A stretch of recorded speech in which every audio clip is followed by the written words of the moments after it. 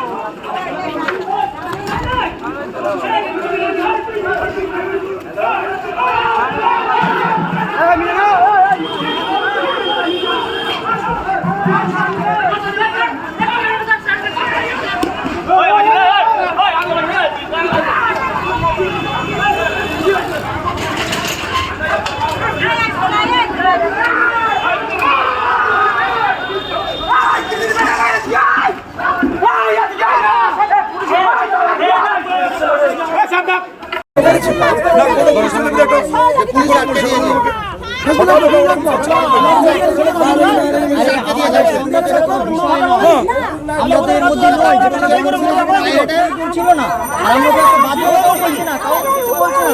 আমরা শুধু আশীর্বাদ চাইছি, কোনো স্লোগান নেই, কিচ্ছু নেই। আমি তো মাইকটা বন্ধ কাউকে দিইনি।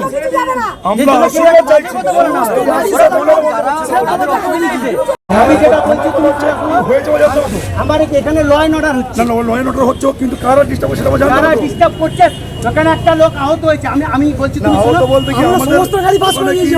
আমি তোমাকে যেটা বলছি আমি অবশ্যই শুনবো, কিন্তু কারা ডিস্টার্ব করছে? আমরা তো তৃণমূলের কোনো আমরা আমাদের জনসংযোগ প্রক্রিয়া করবো, সেখানে ওরাও করছে। আমাদের কোনোদিন কোনো জায়গায় আমরা সেটা বলুন যে করছি, সেখানে এই করতে হলে আর এই করতে হলে শুধু খণ্ড করে যাবে। যদি ব্রেক করে তাহলে বাসন্তী বিধানসভায় ভোটটা হবে কবে? আমাকে সাথে ভোটটা হবে বিজেপি করতে সবাই চুপ করতে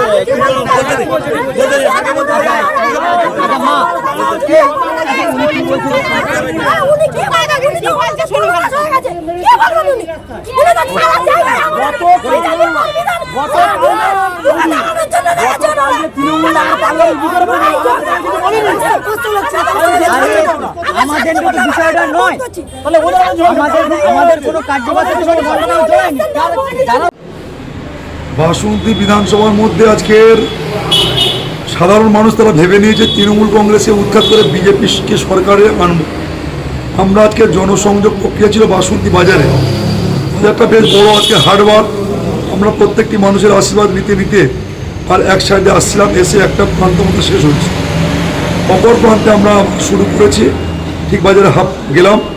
হঠাৎ বাসন্তী থানার পুলিশ প্রশাসন গিয়ে আমাদের আর জনসংযোগ প্রক্রিয়াকে স্তব্ধ করলো, বন্ধ করলেন। আমরা জানতে চাইলাম কী হয়েছে। না, ওখানে একটা ইনসিডেন্ট ঘটেছে, গণ্ডগোল হচ্ছে, সেই গণ্ডগোলে তোমার হচ্ছে, তোমরা ওপরে মানে জনসংযোগ প্রক্রিয়া করতে যাবে না। আমরা বললাম যদি কোনো ইনসিডেন্ট ঘটে থাকে বা ল অ্যান্ড অর্ডার ব্রেক করে থাকে, তাহলে সেই ল অ্যান্ড অর্ডারকে ব্রেক করাকে সম্পূর্ণ সুস্থ করার দায়িত্ব আপনাদেরকে। যারা করছে তাদেরকে আপনি গ্রেপ্তার করুন। আপনি আমাদের জনসংযোগ প্রক্রিয়াকে বন্ধ করছেন কেন? এমতো পরিস্থিতি আমরা জানতে পারলাম। ওখানে আমাদের বিজেপির কার্যকর্তারা ছিলেন, পথচলতি মানুষ ছিল, তাদেরকে বেছে বেছে মারধর করেছে তৃণমূল কংগ্রেসের দুষ্কৃতীরা। এবং বাসন্তী ব্লকে যে আজকের নেতৃত্ব রয়েছেন বাপ বেটা তারাই মিলে দাঁড়িয়ে থেকে ওখানে মারধর করেছে এবং প্রশাসনিক বন্ধুদেরকেও মারধর করেছে। আমাদের প্রায় একাধিক বাইক ভাঙচুর করেছে। এখানে আমরা জাতীয় নির্বাচন কমিশনকে বলবো, বিভিন্ন সময় এই যারা তৃণমূল কংগ্রেসের নেতা রয়েছেন আর এই ভোটের রাজনীতিকরণের মাধ্যমে তাদেরকে ভয় ভীতি সঞ্চার করিয়ে তারা ভোট লুট করার একটা প্রয়াস চালাচ্ছে। আজকে তার ভয়ঙ্কর চিত্র পশ্চিমবঙ্গের মানুষ দেখলো। বাসন্তী বিধানসভায় কি ভয়ঙ্কর পরিস্থিতি। আমরা সুস্থভাবে আমার মায়েদেরকে নিয়ে, আমাদের বয়স্ক জ্যেষ্ঠ মানুষদেরকে নিয়ে জনসংযোগ প্রক্রিয়া করলাম, সেই প্রক্রিয়া করতে পারলাম না। আমাদের কর্মীরা মার খেলো, ওখানে পথচলতি মানে মার খেলো, আমাদের একাধিক বাইক ভাঙচুর হলো। কিন্তু নির্বাচন কমিশনকে বলতে চাই, একটাও সেন্ট্রাল ফোর্স ছিল না। আজকে সিভিক ভলেন্টিয়ার দাঁড় করিয়ে প্রোগ্রামগুলোকে তারা নজরদারি চালাচ্ছিল। তাহলে এই বাসন্তী বিধানসভার মধ্যে প্রায় 2,72,000 মানুষ রয়েছেন, তারা ভোটটা দেবে কি করে? ভোটটা দেবে কি করে আমরা জানতে চাইছি নির্বাচন কমিশনের কাছে। বাসন্তী বিধানসভায় এই মুহূর্তে গণতন্ত্র ভয়ঙ্কর জায়গায়, যারা দুষ্কৃতী সমাজ বিরোধী তাদেরকে গ্রেপ্তার না করলে, প্রশাসনের উপরে নজরদারি না চালালে বাসন্তী বিধানসভার মানুষ পিসফুল ভোট দিতে পারবে না। আর পিসফুল ভোট দিলে বাসন্তী বিধানসভার মানুষ আমাকে দুয়ার তুলে আশীর্বাদ করে মোদিজিকে আজকে উপহার দেবে, এটা আমি নিশ্চিত হয়ে বলছি।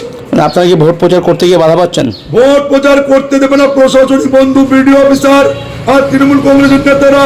তারা ভয় পেয়েছে বিজেপি যেভাবে প্রচার করছে, এই প্রচারকে যে কোনো প্রকারে যেন তারা মূল্যে মিথ্যার নাটক রচনা করে প্রচারকে স্তব্ধ করতে হবে, মানুষদেরকে ভয় আতঙ্ক তৈরি করতে। আমি বলতে চাই, আমার গণতান্ত্রিক প্রিয় মানুষ যারা রয়েছেন, আমি আপনাদের পাশে রয়েছি। এই লড়াই যদি আমার মৃত্যুবরণ হয় তাও সেও আমি লড়াইয়ের মাঠ ছেড়ে 1 ইঞ্চি জায়গা তৃণমূল কংগ্রেসের নেতাদেরকে ছেড়ে দেবো না। আমার কর্মী মার্কা কবি মার্কাই তাদের সাথে একসাথে মার খাবো, আমি তাদের পাশে আছি, থাকবো। বাসন্তী বিধানসভা মানুষদেরকে গণতন্ত্র উপহার দেবো। আমি তাদেরকে হাত জোর করে বলছি, তৃণমূল কংগ্রেসের এই যে আতঙ্ক, এই ভয়, আপনারা ভীত হয়ে ঘরের মধ্যে থাকবেন না। এটা স্বাধীনতার যুদ্ধের লড়াই, স্বাধীনতা আমরা ফিরিয়ে আনবো। আমি বিকাশ সরকার।